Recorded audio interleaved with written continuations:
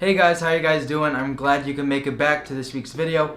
If you don't know me, my name is Isaac Diose, also known as DEHO, and this week we're going to be talking about color grading HLG2 footage on the A7 III. Let's get right into it. So let me give you guys a little bit of background on my color correcting, color grading experiences. When I first started making YouTube videos, I used to take the footage right out of camera, put it on my computer, and export it onto YouTube. At the time, I thought it was really good, but I didn't realize how flat and lifeless my videos look, which is why I really think it's important for you guys to be color correcting and color grading your footage. So I'm going to be specifically talking about the Sony system because that's what I'm shooting on, but I'm sure that some of the things that I'm going to say is going to be applicable to other systems as well. So I know that color grading can be found really difficult, especially if you're new to it or if you haven't done it before. And I think it's really important if you know that you want to color grade your footage in post, you should get to know the picture profiles that are on your camera. Now there are picture profiles set on your camera that give you a base of a type of look, a type of style. You guys have to decide what works best with your workflow and the videos that you're making.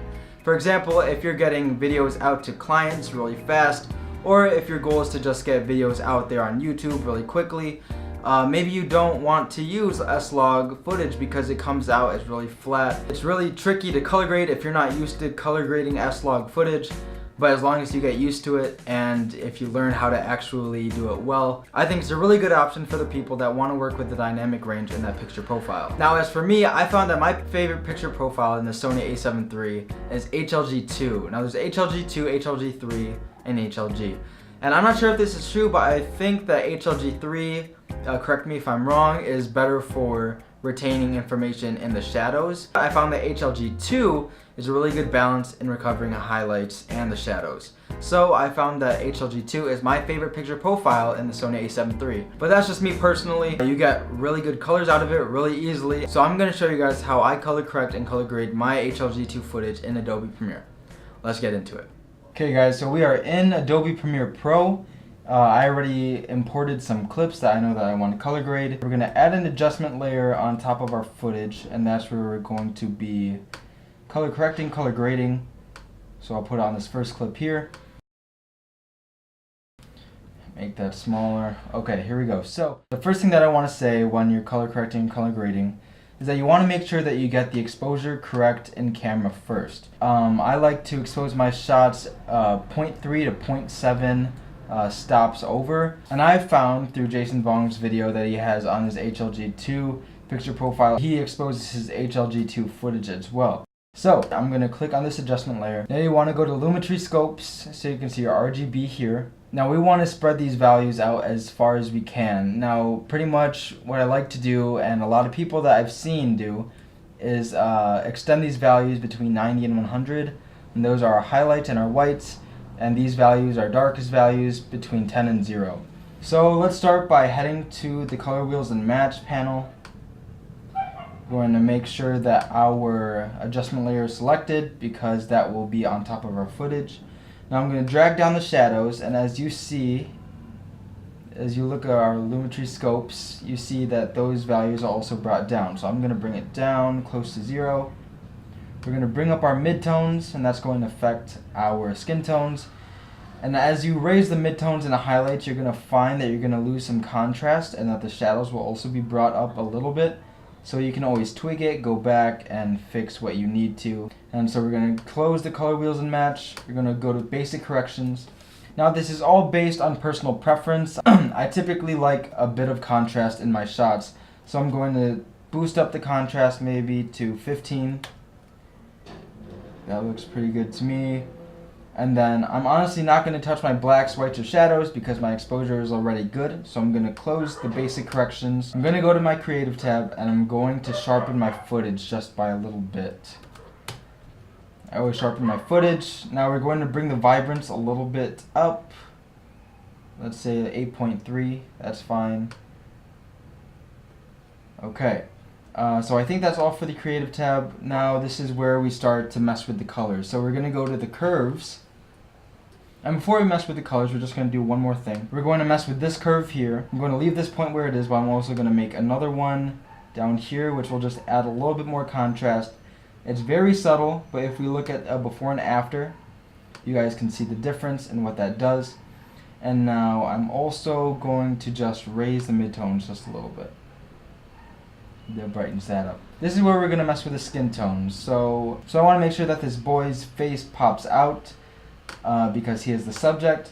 So the skin tones are typically found around this area, the reds and yellows, and in there you'll see the orange.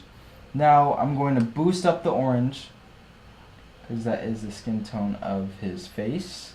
And then I'm also going to lower the yellows just because I don't really like yellows in my footage. I don't know why. I'm going to bring up the reds a little bit. And that looks fine right there. Now I'm also going to mess with the blues because I see some blues in this shot. And we might want to get a little more pumping with saturation. So I'm going to bring that up a little bit. Bring that up. And then we can look at a before and after. That looks pretty good to me. So now, just to finish things off, we're going to go to our HSL secondary tab. And then we're going to grab this tool right here, this, what is that eyedropper. And we're going to drop it on his face. When we drop it on his face, we're also going to click this little checkbox here that says color in gray. And then we're going to go to this plus sign with the eyedropper, and we're going to select the same area that his face was, or his arm. And we're going to keep selecting it until most of his body, most of his skin is selected. So we're just going to keep adding, and that's probably good right there. So now, once we turn that off, we'll be able to edit just the parts that have been selected, the ones that were colored in the footage. So let's say I want to make his skin tone blue. We can do that. If I want to make it more orange, we can do that. I want to warm up his face a little bit, so I'm going to add a little bit of orange. Let's try 15. And yeah, that's honestly looking pretty good. We might want to add we might want to decrease the contrast just a little bit, maybe go 13. If you look at our Lumetri scopes, we can see that our exposure is equally distributed. That looks pretty good. Going to the next piece of footage is just my sister, a handheld walking shot. Now we're going to add another adjustment layer just like we did on the last piece of footage. Drag that on top of our clip, and we're going to select the adjustment layer. So we see here, we get to mess with the highlights, the whites, the darks, the shadows, and everything like that once again. So we're going to go to our color wheels and match.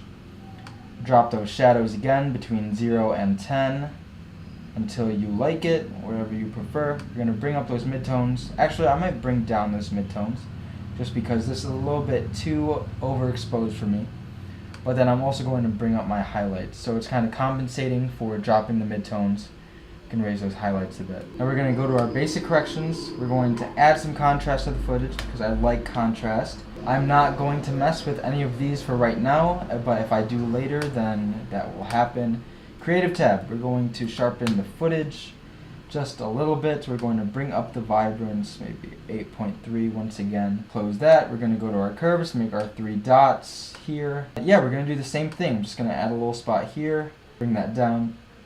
If you guys want to see before and after we did anything to the curve, definitely added some contrast. But now I'm going to start messing with the hue saturation curve. So I'm actually going to mess with these greens because we have a huge hunk of green on this mountain from all the trees. And I don't want, now I don't exactly want it to pop out because I want the subject to pop. So I'm going to desaturate those greens. And in order to do that, instead of bringing it up, I'm going to bring it down. You guys can see what that does there. So I'm going to desaturate it just a little bit, just like that. So I'm going to close my curves tab. Go to my HSL secondary, and we're going to do the same thing. I want that skin tone to pop. I don't want it to be too flat, so I'm going to click on that, go to the color in gray, click on that, and I'm also going to add it to where it was before on the skin tone. I want to make that skin tone a little bit more orange, so I'm just going to go here, add a little orange to that. That looks pretty good. What else do you have to do? Honestly, I might just add some simple saturation. Let's say just a 107. And that looks pretty good right there. So pretty much all you're doing is just messing with the exposure and contrast, and then adding some saturation and select parts, whatever part of the footage that you want. Okay, now I just noticed something. I want to make this footage a little bit warmer because we were on the beach. So I'm just going to drag my temperature slider a little bit up. And that looks pretty good right there. So there is that piece of footage. and that looks pretty good. Okay, last piece of footage here with the drummer boy during Ati-Atihan. If you guys haven't checked out my Ati-Atihan video, go ahead and check it out. Okay, so we're gonna add an adjustment layer like we did before. Add that on top of our footage. Cool, there you go. On our adjustment layer, we see our Lumetri scopes. We're gonna mess with the exposure by going to the color wheels and match. Shadows between 0 and 10. Get some contrast back. Bring it down, that looks good right there. I'm not going to mess with the skin tones just yet, the midtones just yet, but I will bring up these highlights. Might bring down the midtones just a little bit. Okay, and there's that. Basic corrections, we're going to add some contrast. Might just drag down the highlights just a little bit so it's not too harsh on the skin. And that's all I'm going to do there. Actually, I'm going to add some saturation just because we have a lot of colors popping here, a lot of different colors, so I want to make sure that those pop. I like my footage very contrasty and very saturated, if you haven't noticed. But if you want to get more specific in your color grading, like you want to go for a certain look, let's say like teal and orange look, you can go ahead and do that. But this is just how I generally try to get real colors out of the color grading process. We're going to go to our creative tab, sharpen our footage by 10. 10 is always my sweet spot. Vibrance, let's go what we did before, 8.3. We are going to close this. Go to our curves. We're going to make our 3 points. Then make a 4th point and drag this down just a little bit. And we're going to go to our hue saturation curve. We're going to mess with our oranges for the skin tones. And we're going to bring those oranges up. Then I'm going to bring down the yellows because, again, I do not like yellows for some reason in my footage. Now we're going to close that. HSL secondary. Maybe I just want to warm it up just a little bit. Maybe to 10. And maybe the saturation 111 instead of 110, if that does anything. And yeah, I like the way that looks. That looks pretty good. And that's pretty much how I color grade my HLG2 footage, guys. Just first, mess with your exposure on the color wheels, and then you want to go to your basic corrections and then make some minor tweaks if you have to. Then go to your creative tab, do anything here with the vibrance, or if you want to sharpen your footage.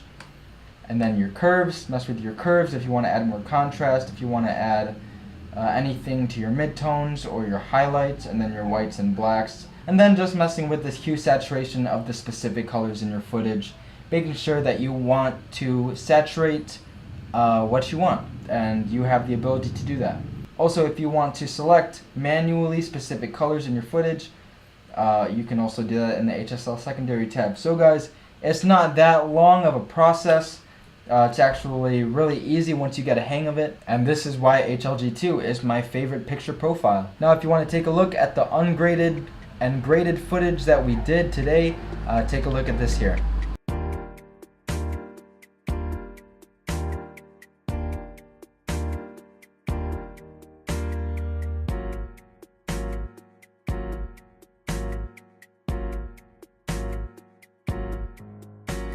So guys, that's how I color grade HLG2 footage. Now, how you guys color grade your footage is totally up to you. You don't have to go my way. I just found that my way works best for my workflow, and it's really easy, it's really simple. So I hope you guys learned something, I hope you guys enjoyed. That's all I got for this week's video. Subscribe if you're not yet for future content, and I will talk to you guys in the next video. Peace.